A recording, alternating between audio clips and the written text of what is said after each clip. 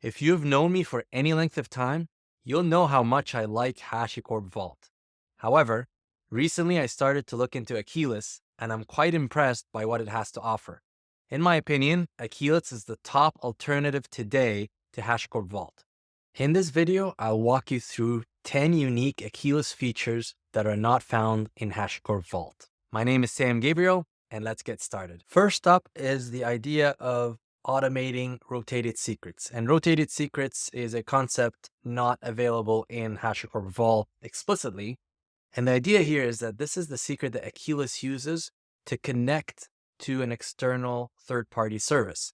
So if you go to new and look for rotated secret, you'll see that there are a number of databases that Akeyless can connect to: Cassandra, Redis, Redshift, Snowflake, clouds, your three major clouds, operating systems, infrastructure like Docker Hub, LDAP, or web. So once you have this connection in place, you can rotate this secret. So if I look at the Azure rotated secret here, for example, here's my credentials, client ID, tenant ID, client secret, and so on. And now what I can do is I can manually rotate this secret, which HashiCorp for the most part can do as well in terms of its connection to that third party. But more than that, you can here in Akeyless use an automation mechanism where you can rotate the secret on an interval base. So you can see here, I'm rotating every 90 days. You can change that as well. Every 90 days at 10 o'clock is what I'm doing here. Or you can do manual only, right? This is really key because we're trying to make sure that we don't have any kind of long-lived credentials of any kind, even the ones that Akeyless has to those external third-party systems. So automated rotated secrets is really key here. Continuing our conversation around short-lived credentials, dynamic secrets are key, right? And of course, HashiCorp Vault has a bunch of dynamic secrets, Akeyless as well. But the more I find connections into third-party systems to create these dynamic secrets, the better off we all are. And I can see here there are quite a bit of dynamic secrets that Akeyless has. RDP, Docker Hub, Ping Client stand out as three that are not available in HashiCorp Vault. I'm quite impressed with the actual Akeyless UI and how easy it is to create things just with the UI, as you can see here. Now, of course, it's not my preferred way of using any kind of software. You always want to use infrastructure as code, and Akeyless, of course, has a Terraform provider that you can use. But just know that the more we see dynamic secrets such as RDP, as we see here, we've got the Ping client, I see Artifactory, Chef Infra, Docker Hub, and so on, the better off we are. Because again, we don't want any long-lived credentials in our environment. Third on our list is custom targets. And custom targets really simplify resource and credential management, organizing endpoints in Akeyless and eliminating manual credential updates.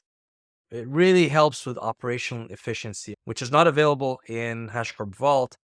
But as you can see here, what you do is you create a target, and there are multiple targets that we saw before for the different third-party systems that we have here. So you create the target ahead of time, and once you create the target, then you can create other items. And if you see here this AWS target, if I look at the associated items, I have a dynamic secret, I have a universal secret connector, I have rotated secrets.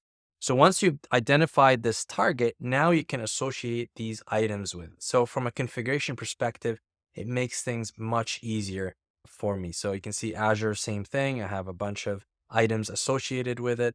My Postgres database, I probably don't have anything here just yet, but again, if I want to create a dynamic secret, for example, I can go to items, dynamic secret, and let's say we said Postgres, so Postgres. And then from here, you can see the target mode. You can choose an existing target, or you can explicitly specify target properties. So it's easier to just use an existing target that can be used over and over again for different things. In this case, I'm using it in a dynamic secret for my database. Next, we'll talk about secrets sharing. I like this feature. You can go into any of the secrets that you have. Let's say this static secret that I have here. And at the top, you can click share and provide an email address of one of your colleagues, for example. And you can specify how long you want the secret to be valid for. So let's say 1 hour. You can also say one-time view and get a shareable link. And this link is available for the next 1 hour. So if I open an incognito window and copy this, let's take a look. It says someone shared an item with you on Akeyless platform. To view it, please verify your email address. Let me give it a wrong email address. Let's just see what happens. A link to the secret has been sent to your email. Let's check my email real quick.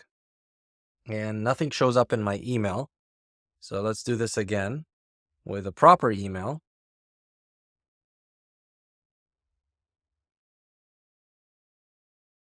I now see an email, and there's a link in the email, takes me to this site. And I can view this secret right here. And I don't see anything else in Akeyless. So it was just that secret that was shared with me. So this is a really, really cool feature. Now let's take a look at my favorite feature in Akeyless, and this is the universal identity that really solves that secret zero problem that you might run into for on-prem deployments. Now, Vault or HashiCorp Vault's solution to that is using app role with a Vault agent, and I have a few videos talking about that you can check out. But there are some issues with that when it comes to rebooting the agent and stuff like that. So Akeyless actually solves this problem with universal identity or UID. So you can quickly look here. If you go under authentication, users and auth methods, click new, universal identity. You can go ahead and configure that. And I'm probably going to have a separate video talking about UID and giving a demo, but just know that this is the flow and it's quite simple. An admin creates a new UID auth method, just like I just showed in the previous screen, through the Akeyless SaaS. And then the Akeyless SaaS will respond with an acknowledgement, of course, and then the admin generates this initial UID token, we'll call it U token, and loads it in the application. And then this is the client or the application in this case, runs the auth command using that UID init token that we started with. The SaaS responds with a JOT token, we'll call it the T token, and then the client runs commands using this T token. And then you can see here is a rotate UID token at some point. The client rotates this UID using that U token. And then it gets an ACK plus a new U token, and then continues to run auth commands with this new U token. And then we keep rotating that initial token, of course, gets rotated as we go along. But in case of a reboot or something like that, that's not a problem. We continue to work seamlessly. So once again, I'll create a video separately just talking about UID, but this is an excellent feature, excellent solution to that secret zero problem for on-premises environments where the platform doesn't give an identity to the resources that it spins up. Something like VMware, for example, doesn't give you an identity, whereas the clouds, of course, like AWS or Azure, GCP, gives identities to the resources that they spin up. In number 6, we have a password manager from Akeyless, and it has a mobile app for iOS. You can see on the screen here, and there's one for Android. So that's really cool. They also have a Chrome extension, an Edge extension, and also a Firefox extension. So you can actually use this as your personal password manager and use your personal secrets in here that will not be available to anybody else. So you can add new items. I have my Akeyless admin email password here as well. I can add favorites. You can also access the corporate secrets from here. So if I go back and look at my hello secret, I can view it directly here. In addition to that, I can actually, for AWS, I can launch. So if I show the value here, this will show me a temporary dynamic secret for accessing AWS with a username and password, also an access key ID and a secret access key. See, it expires in 3 hours. I can also launch this directly. So what this will do, it will launch the AWS console and log me in with those dynamic temporary credentials directly, which is pretty neat. As you can see here, I'm logging in to the AWS console. And if I look at the top, here is my temporary user temp.samgabriel@techainaid. So you can see that I'm already in here with those credentials straight from that password manager. So it's a really great addition that Akeyless has and supported directly by Akeyless.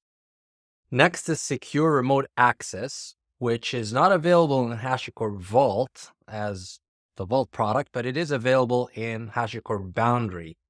And there is some integration between, of course, Boundary and Vault. But I like how this is a license feature in Akeyless and pretty much integrated in the Akeyless product as a whole.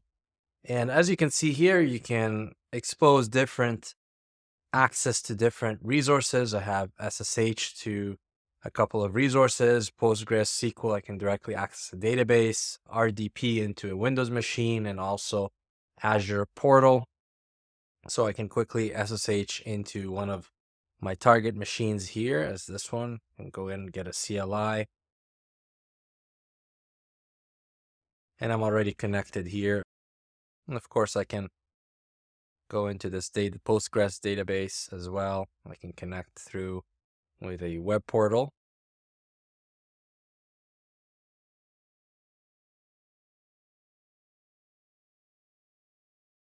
And you kind of get the idea here. And now I'm in a Windows machine, as you can see. So again, it's great to see secure remote access as part of the Akeyless solution, well integrated into the product. Coming in at number 8 is automatic secrets migration. And Akeyless does a great job in helping us to migrate from other secret managers. And if you go into your gateway and go under automatic migration, there's a list of different secret managers you can migrate from into Akeyless. Here's AWS Secret Manager, for example. If you click add, you can follow the instructions here, pretty simple, and you can start migrating from AWS Secrets Manager. I had to write an actual script, a Python script, to migrate from AWS Secret Manager over to HashiCorp Vault a while ago, so it's nice to see this already done for us in Akeyless. There is, of course, Active Directory, Azure Key Vault, GCP Secrets Manager, Kubernetes Secrets, and HashiCorp Vault as well. So if you want to migrate from HashiCorp Vault, you can go ahead and do that. 1Password server in inventory and so on. So Akeyless did a really good job in helping us to migrate from any of these secrets managers over to Akeyless. Next on our list is the Universal Secrets Connector. Think of it as a manager of managers. Now you can have Akeyless access multiple other secrets managers like AWS Secrets Manager, for example. And there are some use cases where you have other teams that just can't use Akeyless, for example, and they have to use AWS Secrets Manager. So we can still have a two-way sync between those secrets managers. So what you can do is you can go under items and new Universal Secrets Connector. There's support for AWS, Azure, GCP, and Kubernetes secrets. So AWS, for example, you select that and you go through and apply the configuration. I already have something running, so let's go ahead and take a look. Under AWS and view all secrets, you see that I already have two secrets, secret 1 and 2. We can view secret 1, foobar, secret 2, my secret. And if I open my AWS console, I can also see the same thing here. Foobar and secret 2, I've got my secret. And it is a two-way sync. So if I go ahead and decide to delete secret 2, for example,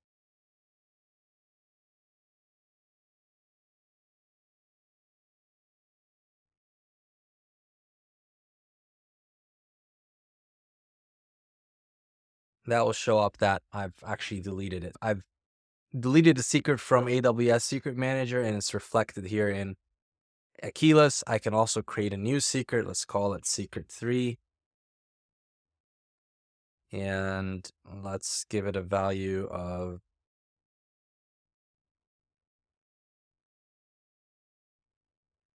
let's give it a key value pair of my new secret.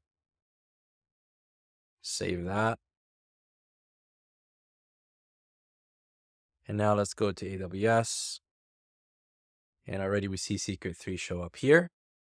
Retrieve secret value. And my new secret is available. So we can see we have a two-way sync between Akeyless and the other secret managers that it supports, which is great for some of those use cases that I mentioned earlier. Finally, we come to our last feature in Akeyless, and that is the reporting feature. I mentioned that I really like the Akeyless UI, and the team put a lot of effort into the front-end UI. And out of the box, Akeyless gives you a lot of analytics that you can see here that is not available in HashiCorp Vault. You'd have to send that to Splunk, for example, or some other monitoring tool. Out of the box, you can see quite a lot of things in Akeyless. You still might want to send logs over and metrics to some other system that you might have for sure, but out of the box, you can already see quite a lot of things. So analytics items, you can see total items we have here, current request location. You can see in the last week, for example, where the requests were coming from, requests by action type. Let's see, last week, some of the different requests that were coming through, request volume, response time. Can also look at certificates.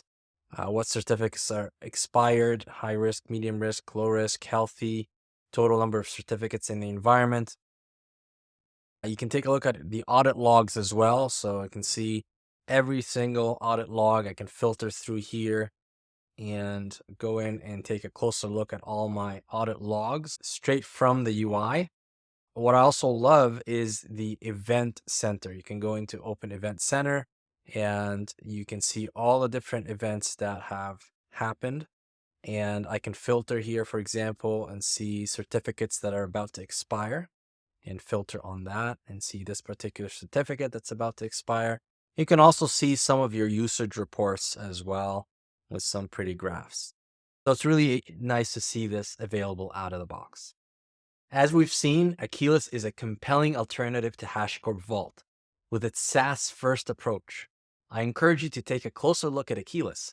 I have two videos. One is a general demo of all the Akeyless features, and the other one talks about DFC, which is their patented technology that allows you to trust the SaaS Secrets Manager. I find it quite compelling. Thank you for watching.